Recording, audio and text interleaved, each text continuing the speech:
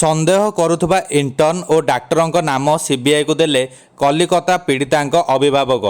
ଆସନ୍ତୁ ଜାଣିବା ଏହାର ସର୍ଭିସେସ୍ ଖବର ବିଷୟରେ। କୋଲକାତାର ଆର୍ଜି କର ମେଡିକାଲ କଲେଜ ଏବଂ ହସ୍ପିଟାଲରେ ଦୁର୍ଷମ ଓ ହତ୍ୟା କରାଯାଇଥିବା ଟ୍ରେନିଂ ଡାକ୍ତରଙ୍କ ପିତାମାତା ସେଣ୍ଟ୍ରାଲ ବ୍ୟୁରୋ ଅଫ୍ ଇନଭେଷ୍ଟିଗେସନ ତଥା ସିବିଆଇକୁ କହିଛନ୍ତି ଯେ ଡାକ୍ତରଖାନାର ଅନେକ ଇଣ୍ଟର୍ଣ୍ଣ ଏବଂ ଡାକ୍ତର ଏହି ଅପରାଧରେ ସମ୍ପୃକ୍ତ ହୋଇପାରନ୍ତି।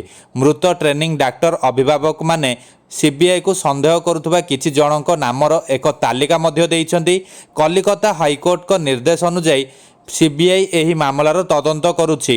ସିବିଆଇ ଅଧିକାରୀ ନ୍ୟୁଜ୍ ଏଜେନ୍ସି ପିଟିଆଇକୁ କହିଛନ୍ତି, ପୀଡ଼ିତାଙ୍କ ପିତାମାତା ଆମକୁ କହିଥିଲେ ଯେ ସେମାନେ ନିଜ ଝିଅର ଯୌନ ନିର୍ଯାତନା ତଥା ହତ୍ୟା ପଛରେ ଏକାଧିକ ଲୋକଙ୍କର ସମ୍ପୃକ୍ତି ଥିବା ସନ୍ଦେହ କରୁଛନ୍ତି।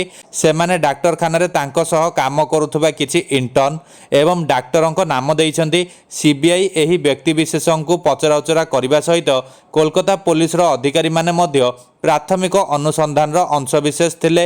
ସିବିଆଇ ଅଧିକାରୀ କହିଛନ୍ତି ଯେ ଆମେ ଅତି କମ୍ରେ 30 ଜଣ ସନ୍ଦିଗ୍ଧଙ୍କୁ ଚିହ୍ନଟ କରିଛୁ ଏବଂ ସେମାନଙ୍କୁ ପଚରାଉଚରା ଆରମ୍ଭ କରିଛୁ।